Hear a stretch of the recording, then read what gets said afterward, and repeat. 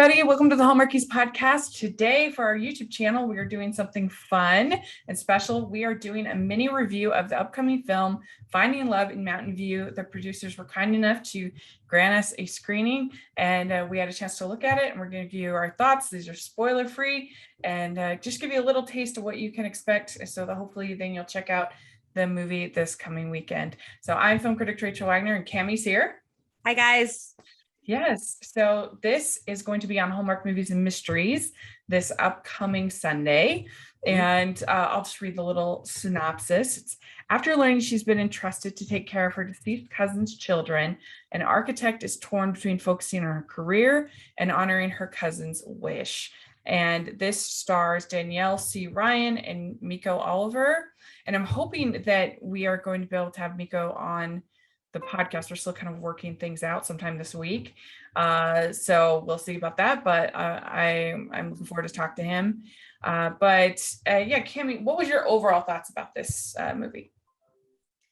Well, it's funny that you would say overall thoughts, because I had a lot of kind of mixed feelings about the movie. There were parts that I really, really enjoyed, and there were parts when I went, no. Well, I was pleasantly surprised by this film. I thought it was very sweet, and yes, it is extremely predictable, but that doesn't bother me if those story beats, those tropes are done well. And I think that they, for the most part, were. I've never seen either of these two lead actors in anything before, and I thought that they both did pretty well, and I thought they had good chemistry between them. I liked sort of the quieter moments between the two of them. They felt like actual genuine friends, like when they're doing the dishes and just talking, and just little moments like that I thought worked pretty well. And then I also liked Natalie Canerde, who played the grandma character. I've seen her in a bunch of different stuff. And October Sky is what I most remember her for.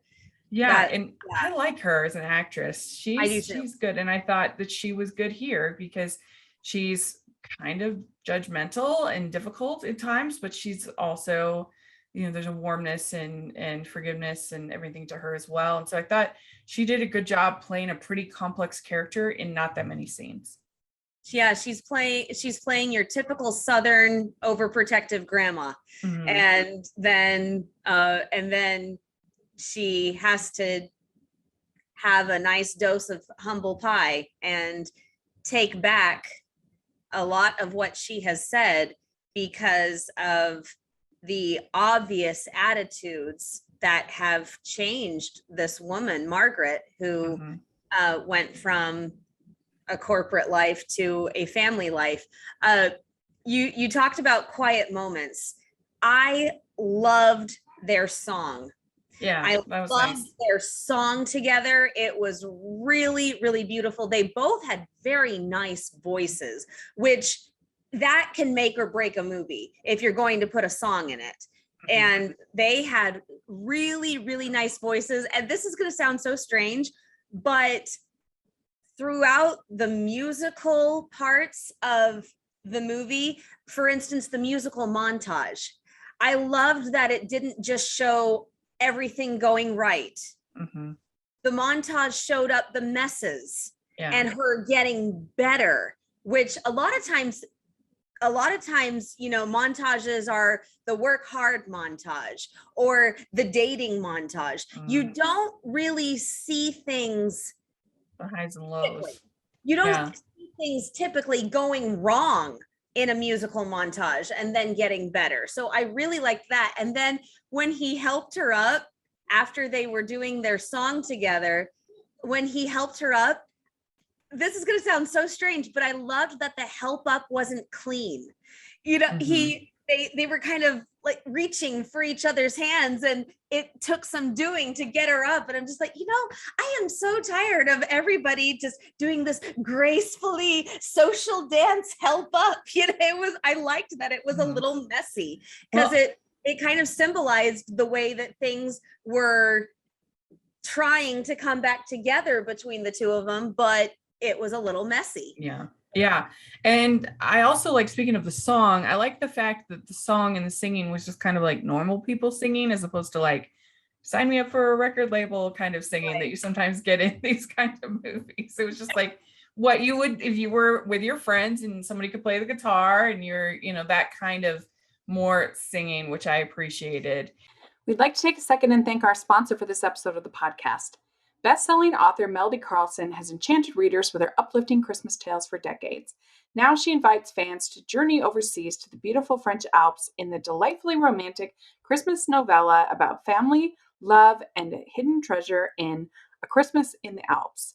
Pick up Christmas in the Alps wherever you purchase your books or use our affiliate link in the description below. For more information on Melody Carlson, please visit her website, https melodycarlson.com. That's melodycarlson.com. I mean, we just recently saw a very similar movie with the Sweet Caroline in May on Hallmark Channel. And it's hard to beat Tyler, but I wasn't a big fan of some of the character choices in that movie. So I would say I'm about equal actually on both of these movies for me. I mean, obviously I noticed the similarities, but I was making a very concentrated effort to not compare it to that movie. And I was focusing on just this one. So I don't really have, because I made such a concentrated effort, I don't really have a comparison. I will say this, I really liked his curly hair. I just thought that it's something we don't see very often. I will say there were a few times when I thought that the chemistry could have pushed them together a little more.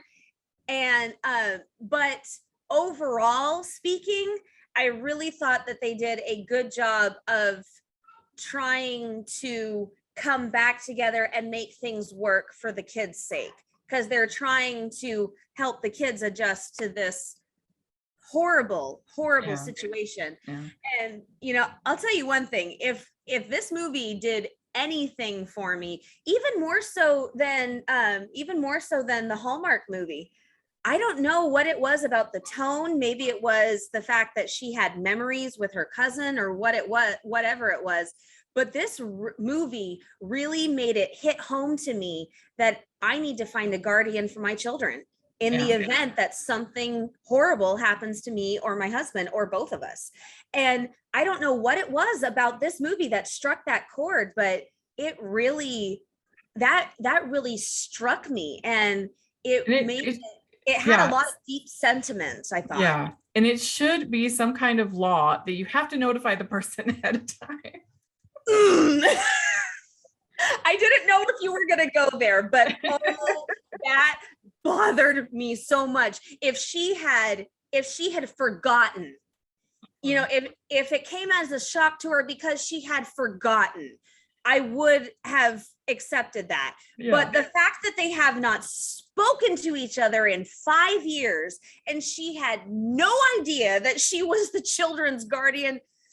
Because even in Raising Helen, which is adopt them. Because even in Raising Helen, which is a very sweet movie with the same similar story, she at least she just expected that the other sister, the sister that's pregnant, would get the kids, not her.